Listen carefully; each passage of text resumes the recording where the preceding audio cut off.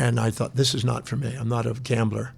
I'm a little bit more methodical in buying companies that have a high probability of being here over a long period of time and that serve people. Mm-hmm. I figured that instead of gambling on high technology turnover, I'd rather go to something that I know that 20, 30, 40, 50 years from now, that company is probably going to be here and probably going to serve people. Hello and welcome to Trillions. I'm your host, Alyse Grace, and today I'm chatting with Dr John Demartini. John lives part-time on the largest privately owned luxury residential ship called The World. As a kid, he was diagnosed dyslexic and told he wouldn't amount to much. Now, John is a highly regarded human behavioural specialist and travels the world full-time. He is a professional speaker, author of more than 40 books, and performance consultant to some elite people. I've attended a few of John's courses and can attest to his mentorship as life-changing. I recommend you take notes because this man is full of wisdom. Listen up. All right, well, Dr. Demartini, thank you so much for joining me on the podcast. Thank you for having me. I hear a lot of people talking, saying things like he got wealthy because he's lucky or was born into a rich family or he's greedy. What do you have to say about that? Or how did you first get started in life to build the lifestyle that you have now? Well, I always say preparation meeting opportunity is called luck. So I can't say a very wealthy family. I wouldn't say a poor family. It's a more middle class. And I certainly didn't start out with a lot of hand feeding. I was a street kid as a teenager. I lived on the streets. So until from 13 to 18. And then at 18, I moved back to my parents and started to go to school. And because I had school education problems and learning problems as a child. At age 18, I started back to school. And then I had to work to pay my way through school. I had to get a part of a loan and also work to go to school. And my father was very much a believer that, you have to have accountability. So when I was 9, I had to pay $7.50 a week to live at the house. Yep. And to work around the neighborhood. So I think my dad, more so than my mom at the time, was more of an entrepreneur promoter. He's trying to make me independent. Mm-hmm. And greedy, I'm sure that I have times when I want to get paid, but I found that unless you have fair exchange that's sustainable, you don't get very far. If you try to get something for nothing or try to give something for nothing, eventually those don't sustain. Mm-hmm. So I'm sure I have moments when I'm a little on the greedy side, and other times I'm on a little bit altruistic side, and I go vacillating back and forth, where I think of others more than me and think of me more than others. But nature forces me to get back and have that a fair exchange. But I didn't really develop any form of financial wealth building until I was about 28. Okay. Up until there, and I would work, I would buy things. I was buying consumables and depreciable things and trips and bicycles and this and that. But I didn't really start investing and trying to build wealth until age 28. Okay. So what would you define as true financial freedom? Well, it's many different people. Or true wealth, as you just said. Well, there's wealth is whatever is fulfilling to an individual. But financial wealth would be obviously in the form of financial passive income that's allowing you to live the lifestyle that you would love to live without having to actively engage in working. And so financial independence or freedom is really it's not just a vague, broad, general statement. It's a very specific thing. Mm-hmm. Can I share some of the things I found that could help people on that? Please do. When I was age 27, as I said, up until then, I was good at raising money and working. I had a good work ethic to make money to go and get things. Buy a bicycle, buy a car, buy things that were consumable items that would depreciate in value over time. But it wasn't until age 28 that a gentleman, a financial planner, came and sat me down and really shocked me a bit. And he asked me the answers to 10 questions that whoever's listening might want to jot down. The first one was, what are your total assets? At the time, I really didn't know what my total assets were. I didn't have my financial house in order. And so I sat down and I tried my best to put that together, and it was hazy, and I told him I have to get some information together. But if you don't know what your total assets are, you don't really know where you're standing. Mm-hmm. And then he asked me, what are my total liabilities that are outstanding? And I had a better idea about those than I did about the assets. And I knew that I was in debt at the time, and quite a bit in debt, because I had bought a house and bought a car and another car and all this other stuff. I think a lot of people can relate. Oh, it was a crazy time. And I had expanded my office. And so what happened, I had student loans. And what happened was my debt was greater than my assets at the time. So I was a negative net worth. And then the third question was, what is your total net worth? What's the total assets minus the total liabilities? And that was a little depressing. Yeah. But I didn't know any different, because I thought, well, that's what happens at that age. You're starting out. The next question was, how much would you love to live on passively without having to work from passive investment source income? And I thought, okay. And I grabbed a fantasy out of the air. I'd like $1 million a year. And then I thought, maybe that's a bit of a stretch at the time. This is back in 1983. Can you just define for the audience, what exactly is passive income? Because the words get thrown around so much these days. Well, this would be money that's put into stocks and shares of companies that's earning you passive income with dividends and capital gains. Mm. Or it's maybe properties that you have rental income and capital gains from rental income that allow you to extract money out of it passively without having to work. Mm-hmm. Okay. So your money is working for you. Yep. And it could be anything that allows that. So it could be art that appreciates in value, collectibles that appreciate in value, or capital gains and dividends and stocks, these kind of things. Then what happened is I identified that, and I brought it back down to a more reasonable number, because I realized that was going to take away more than I thought. And I put down $100,000. I'd like to have $100,000 a year income passive. Now, that wouldn't be my choice today. That's way too low. But at the time, it seemed like sufficient back in 83. The next question was, what is the average investment yield, the interest rate, or the investment yield that you can earn off these investments, these passive investments? And I just took a random number based on what I observed in the marketplace, and I picked 7%. Mm-hmm. I thought I could earn 7% without a lot of education, without specialized, investing techniques, and I thought 7%. Then I was asked, what is the average inflation rate that we'll be facing? Now, back then we had a very high inflation, but we'd take an average inflation rate over a longer period, at least 25-year period. And I'm just going to pick out 2%, but it's actually higher than that on average. But let's just say it's 2%. Then the next one is, what is the gross net worth do you need earning that amount of interest, 7%, minus the inflation rate, 2%, which averages 5% total? How much do you need in total net worth to give you that amount you want to live on passively annually? So I took the number, 100,000. Mm-hmm. I took the 7% minus the 2% at 5%. I took the 5% into 100% and divided by 20, multiplied 20 times the amount that I wanted per year. And I needed $2 million earning 7% minus the 2% inflation to give me the net 5% to give me $100,000 a year. Yeah. So I realized, okay, I need exactly $2 million today.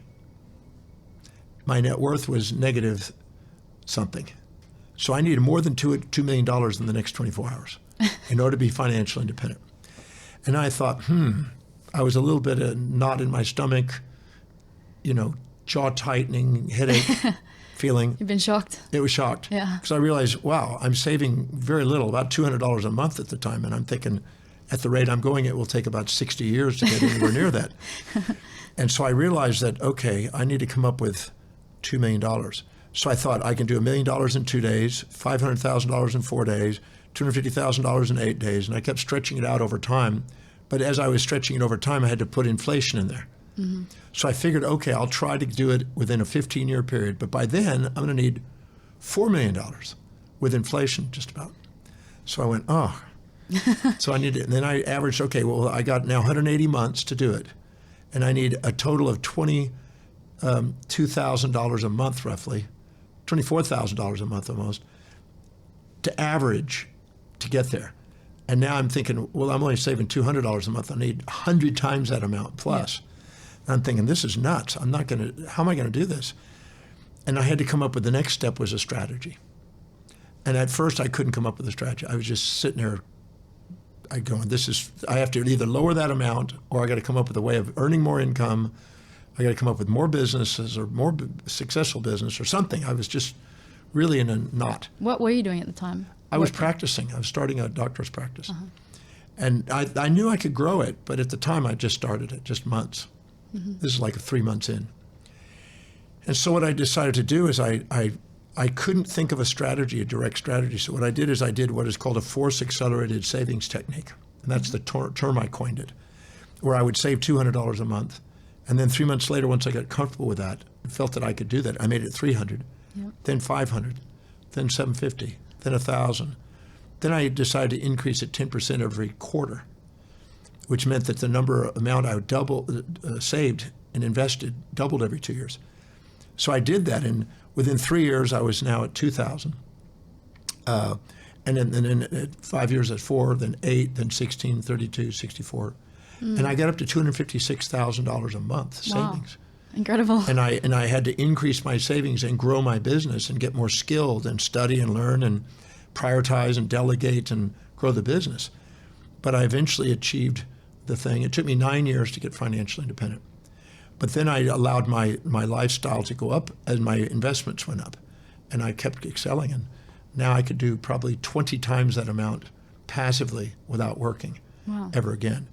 But that was because I methodically, consistently, strategically, mathematically, didn't guess, didn't sit there and fantasize, but actually got real and thought about how I'm going to serve people and how I'm going to increase the income and increase my margin and then make sure I invest it. And then I had to learn about what investments to put it in to increase that yield. So there's a long journey. It wasn't just I want to fantasize about being financially independent. I had to do my due diligence and get mentorship and study and learn and care about people and serve people and earn the income to do it. How did you find the right mentors? Because there's lots of people out there selling programs and books and all that kind of thing. So how did you find the right mentors to teach you how to get there? Luckily, I came across a gentleman who was the International Association of Financial Planners that was helpful. He kind of made me go through and create a PhD in finance to write a book on it. You wrote a book? I wrote a book back in the early 90s to try to help me learn. So that was helpful. That was about 1990, I think. It was before that. It was the late 80s. And I did that just for me to learn. And but I found out that he also had a bit of skewed bias. He had a financial planning bias, which was promoting insurance packages. So he would have trailers and, long-term investment money himself. So I had to diversify and I had to get book knowledge. So I think I've read about 1,400 books on the topic now. Wow. And I've also met with people that had a higher net worth and paid for them for their time to ask them questions. And then associated and friends with them, I developed with other financial planners and accountants and lawyers and tax advisors. I put a team together slowly but surely. And I got bits and pieces and just read and learned and watched videos and things more recently since they've had YouTube. And just tried to educate myself. And I've been blessed. I made sure that I had mentors that had more income than me that were doing things similar to me, so it wasn't so way outside my comfort zone and my value structure to be able to go out and do it. Oh, it's brilliant that you were able to find the right people and you did your due diligence. Well, I went through a few that were quick get rich schemers and people that would try to get your money, and I went through a few that I can't. It wasn't just like I picked somebody and it was a brilliant move. It was you go 3 steps forward, you get a couple of steps back. And I can relate. You forward it step by step, but it was the commitment. I was not there was a tortoise and the hare model, and I wasn't overnight trying to be a alpha male, trying to get rich overnight and gamble my things with high investment yields and high risk returns. I was just more of the methodical, consistent investor and more the Buffett approach. Buffett became more of a mentor when I heard about him back in the 90s. So I followed some of his ideas and read everything he did, and Benjamin Graham and Philip Carrot and these individuals that had better track records. Yeah. I mean, so I followed the people that had left their marks.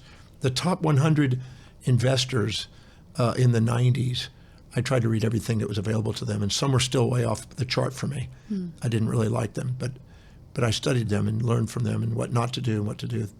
And then also had various people that guided me in the real estate market and also in various types of indices and mutual fund investments and various stocks.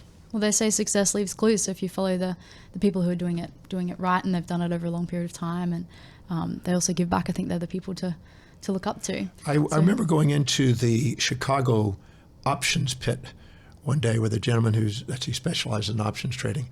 And I wanted to go down there and see what those guys actually do, or gals. And I thought, this is not for me. I'm not a gambler. I'm a little bit more methodical in buying companies that have a high probability of being here over a long period of time and that serve people. I figured that instead of gambling on high technology turnover, I'd rather go to something that I know that 20, 30, 40, 50 years from now, that company is probably going to be here and probably going to serve people. I'd rather buy things that I know people are going to use. I bought into a peanut butter, and I'd buy a company, but I bought into a peanut butter company 36 years ago. And that's been the same peanut butter. Because people love peanut butter, right? Peanut butter is still selling. It was here before I was born. It will be here after I die. It was a sound investment, and it's 6 times what it was. Yeah, wow. 6 doublings. So I just bought. If you buy things that serve people, I mean, money is made by filling the needs of other people. So if you care enough about humanity to find out what people need, and try to keep current with what those needs are, and keep investing in things that fulfill needs, you're rewarded. You are very passionate about helping people, and you travel the world almost 365 days a year, spreading your wisdom. Why are you so passionate about helping other people? Well, I had a dream about doing that since I was 17, right before my 18th birthday, week before my 18th birthday. So that's 47 years ago. Did you have a dream or a vision, or how did it come to you? I had a vision, which is actually painted in my office by a famous painter, of me traveling the world and speaking. And I had learning problems at the time and speaking problems at the time, and I wanted to overcome them, and that was my dream to do that. And then along the way, I met various people that became mentors. And one was Zig Ziglar. Another one, Ed Tullison and Jim Rohn and a bunch of people. And they basically said, if you help other people get what they want to get in life, you get what you want to get in life. So if you try to do it at the expense of others, you don't go very far. If you try to do it at the expense of yourself, you don't go far. But if you go and help people and help vast numbers of people truly meet their needs, you have a source of income. And then if you invest it and value yourself, if you value others and receive, and you value yourself and invest, you can't go wrong. It's really quite a simple formula. Yeah. You do talk about the values and axiology and the importance of valuing yourself and others. Can you just explain in a little more detail for the audience? Well, every human being has a set of priorities, a set of values, things that are most to least important in their life. And whatever's highest on their value is what they spontaneously are inspired to do. Their life revolves around it. Their identity revolves around it. And they want to fulfill that. And they'll do and pay anything that'll help fulfill that. And if you have that, they have that. And if we find out what that is for others and help them fulfill that, and find out what it is so you can go and do that. When you can't wait to get up in the morning and do what you love doing, and helping other people do what they love doing, you got a powerful mix there. Yeah. Can't go wrong. You're gonna go places. And helping people find that is what I love doing. Helping people find out what they're actually inspired by and where that overlaps with the market, so they got their niche and they can entrepreneurially develop a structure for that. It's very powerful. I've seen people who are struggling, when they get clear on that, really liberate themselves from a lot of burden and baggage that they carry around. Because anytime you're not living congruently with what you value, you're designed to beat yourself up to get you back onto what is authentic for you.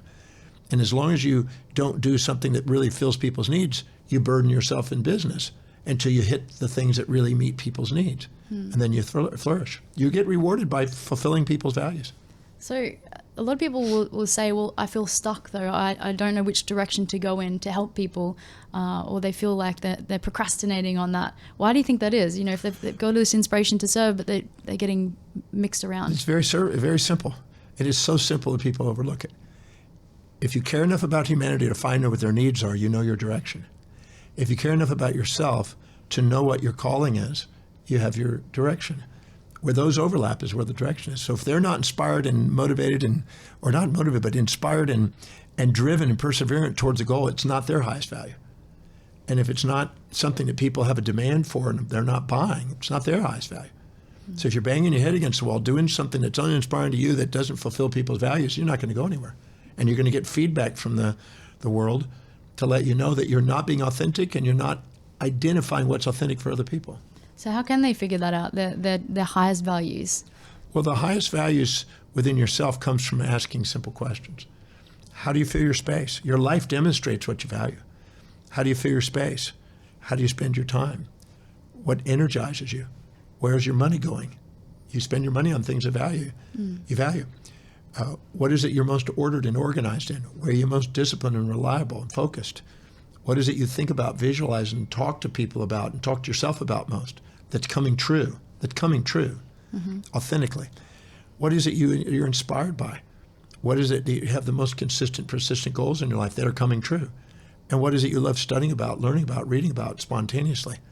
Those are the things that give you an indication of what your values are, because they'll all be congruent and all point to the same thing if you ask the question and answer it integrally.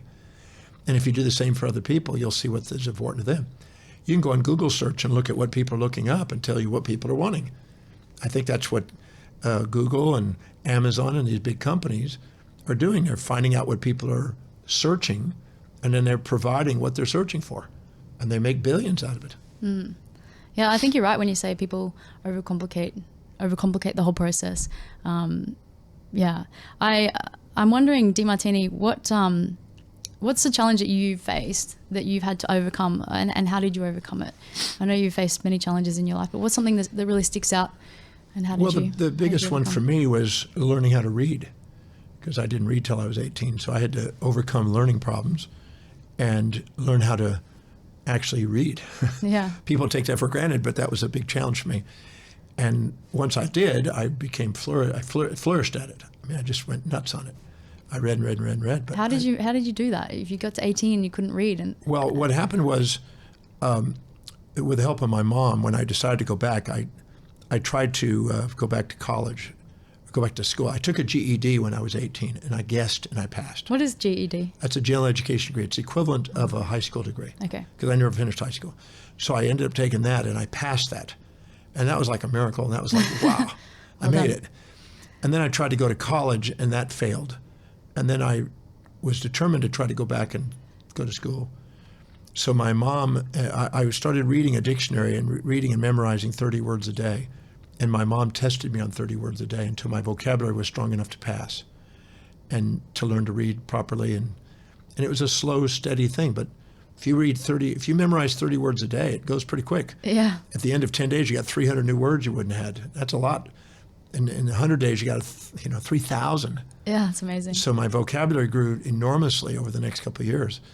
And that allowed me to read anything. And I started reading encyclopedias and dictionaries and just voluminous books. And then my uncle sent me 2 giant 6x6 by 6 foot wooden crates of thousands of books to my parents' house. And I filled my room with books, and I just lived book reading for probably 18 to 20 hours a day for many years. So were you working whilst you're reading, or did you take some time off? I was going to school, and I would read on the way there, driving and reading in a car, between holding a book in my hand. And I also... Very dedicated. I did a little bit of work around the house and the yard, because my parents were so inspired that I was trying to go to school that they said, just focus on school. Mm-hmm. But I did do work on the weekends and a little bit each day, but it wasn't enormous. But I slept about 4 hours a day, and so I spent 18 hours a day reading. Wow. That was my love. You saw when you walked in here, I was reading, writing. I was reading and writing. Yeah. So that's your challenge, and for some other people, I've met some entrepreneurs actually who feel like imposter syndrome, like they like they're not good enough or they don't deserve the success that they've got. Why do you think this is, and how do you think these people can overcome, even though they are multimillionaires or billionaires? Why do they feel this way? There's many reasons. Many times people minimize themselves to other people that they put on pedestals, tend to inject the values of those people into their life and attempt to live in those people's values instead of their own. And then as a result of it, self-depreciate and question themselves. And then they say they want to do something, but it's not matching their real true values, so they're not as diligent to do it, and they feel like an imposter sometimes. And they are, in a sense. That doesn't mean that it's a bad thing. It just means it's a feedback to let them know that they're not being as authentic as they can. Right. But, I think everybody has had times where they've been a little bit on the pride side, puffed up, and set too big a goal in too short a time frame, and got a little aggrandized, and then got humbled, hubris, humbled back into equilibrium and authenticity. And sometimes they set too small a goals in too short a time frame by being down. But anytime you exaggerate yourself and set too big a goal in too short a time frame, or minimize yourself, set too small a goal in too big a time frame, all you're doing is getting feedback to set real goals in real time frame. So it's okay. It's not something to beat yourself up about. It's just something to let you know. It's trying to guide you to set authentic goals, because that's where you're going to achieve and that's where you're going to serve the most. Yeah. So if somebody sets their goals, they feel like they've worked out their values and they're going out there and letting people know that they exist, but they're not getting a lot of people coming through the door. And they blame it on marketing or, I don't have enough followers on Instagram and things like that. Do you think that that's the problem, or do you think that perhaps they haven't worked out their values? How do they know? So if they go through the process and answer these questions, how do they know that they've really worked out their values? If they don't find themselves perseverant and dedicated to doing something, it's not their highest value. Nobody has to remind you to do what you love doing the most. Right. Nobody has to get me up and do research and teaching.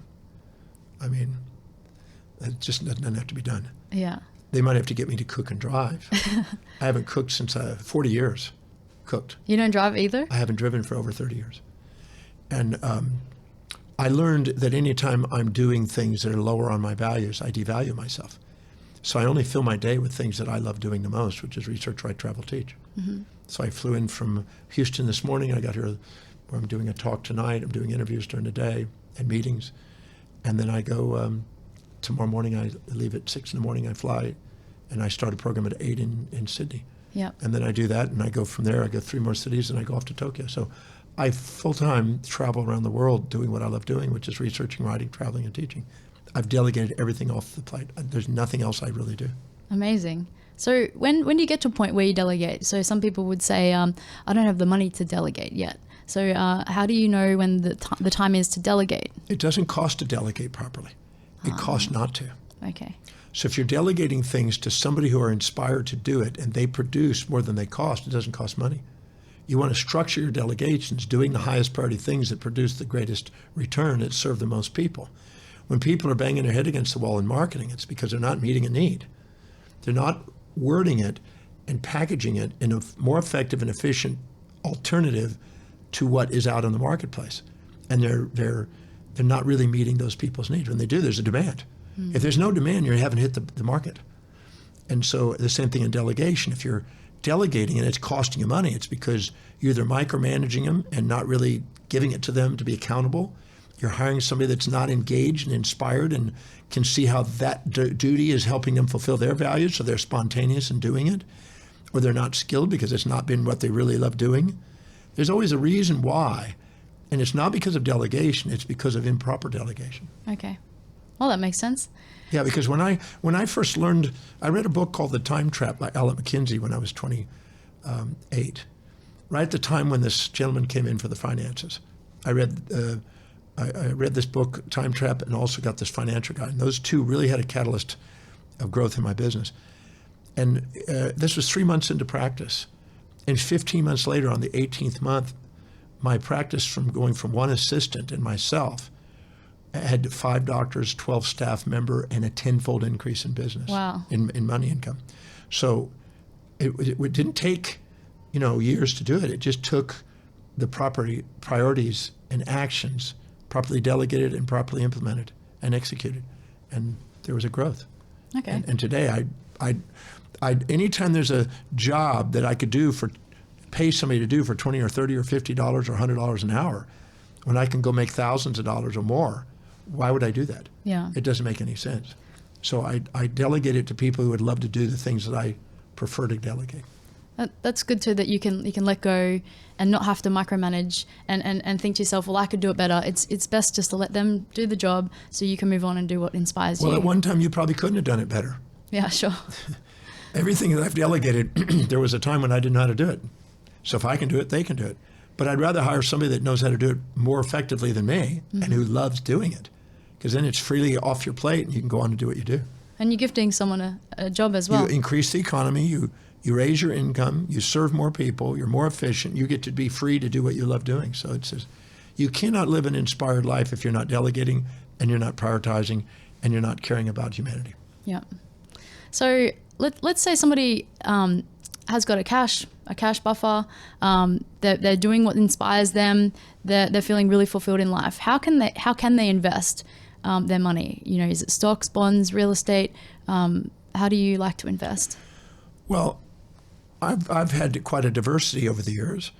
I'm a little bit slanted towards investing in companies, stocks and companies. I've done real estate, I have real estate, but I still like companies myself.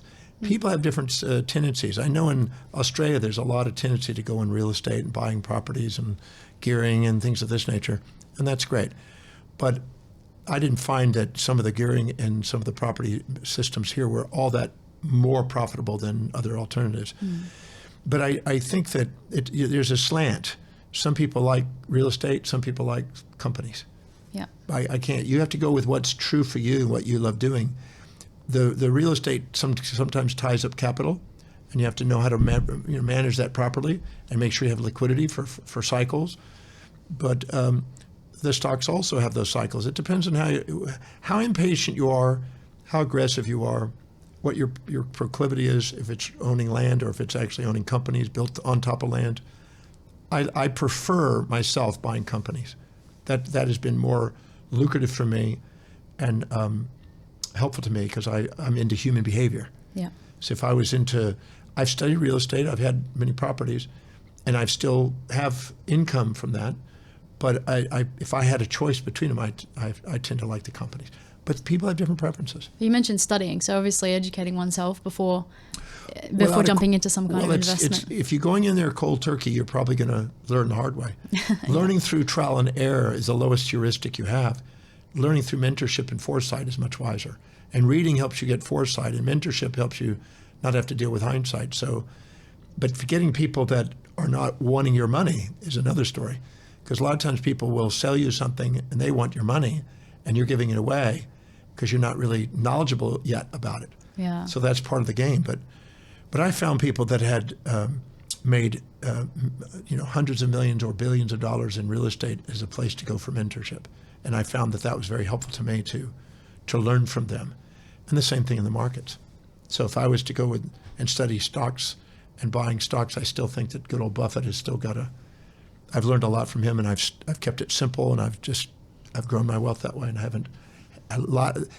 It's another thing about your lifestyle too. You don't want to have to sit there and have all kinds of emotions and distractions, having anxieties about fluctuations in the market.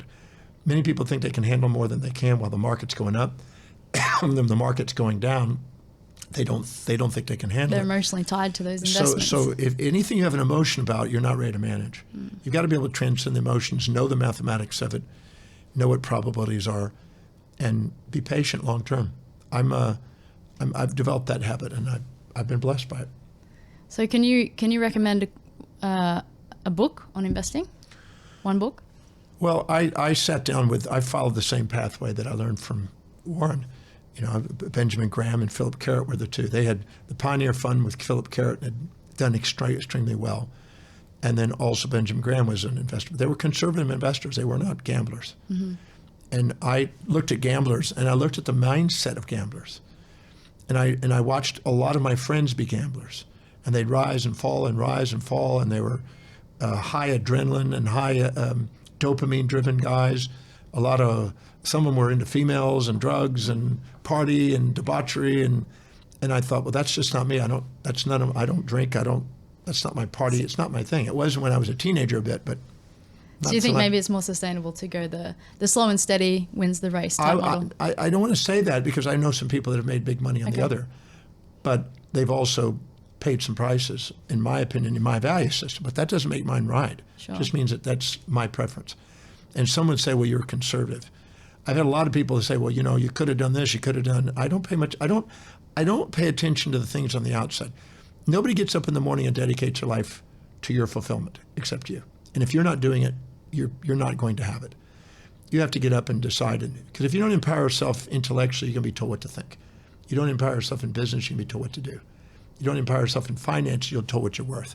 You don't empower yourself in a relationship, you'll be pushed around in your marriage. You don't empower yourself socially, you'll be told the propaganda that the society lives in. You don't empower yourself physically, you'll be told what drugs to take, what organs to remove. You don't empower yourself spiritually, you'll be taught some dogma that's irrational, that's antiquated. You have to be able to educate yourself and take command and know that inside you is a yearning and a calling to do something extraordinary to make a difference. Finding out what that is by determining what your values are and finding out where that overlaps where the big market is, because there's many markets out there you can market to. Finding that out is the key. And then just consistently, methodically refining the skill at meeting those needs of people and investing and being patient with investing, in my opinion, is the one that leads to the least amount of debauchery, least amount of aging process, least that undermines your psychological brand, and the one that actually gives something that it contributes back into society. You're rewarded by the contribution you make into society. Yeah. Well, we can see it with you, Dr. Demartini. You're making a huge impact on myself and many others. A final question for you before we end the podcast. I'd really like to know what your goals are for the next 10 years. Will you keep reading, writing, teaching, and what's the fourth one? Traveling. What are your 10-year goals? Well, I have goals that stretch out all the way into the 1,000-year mark. Well, tell us about them. Many of them are already coming true. So I want to have a prize that lives beyond my life. I want to have my institute to live beyond my life. I want to have my children take on, my daughter's taken on my company, and she's running it. But I, as far as I know, as long as I can go, I'm going to try to learn. I'm going to try to research. I'm going to try to write. I have a lot of writing I want to still do. And I still haven't reached every country. I've been to 151 countries, but haven't been to every country. So I still got another 60 to go. Wow. And so I'll keep traveling and keep writing and researching. I got a couple more countries coming up, speaking in Istanbul and Sri Lanka coming up. Wow. So I just keep ticking off the countries that I set out to do when I was 17. Amazing. Well, you're a very big inspiration to me, Dr. Demartini, and thank you so much for being on the show. Well, thank you for having me. Thanks for the questions. And whoever's out there, give yourself permission to do something extraordinary. The real you is, and give yourself permission to patiently, methodically strategize a life of your choice, not be conformed into something that's not really you, because the magnificence of who you are is far greater than any fantasies that you'll impose on yourself. Wonderful. Thank you for those words. Yep.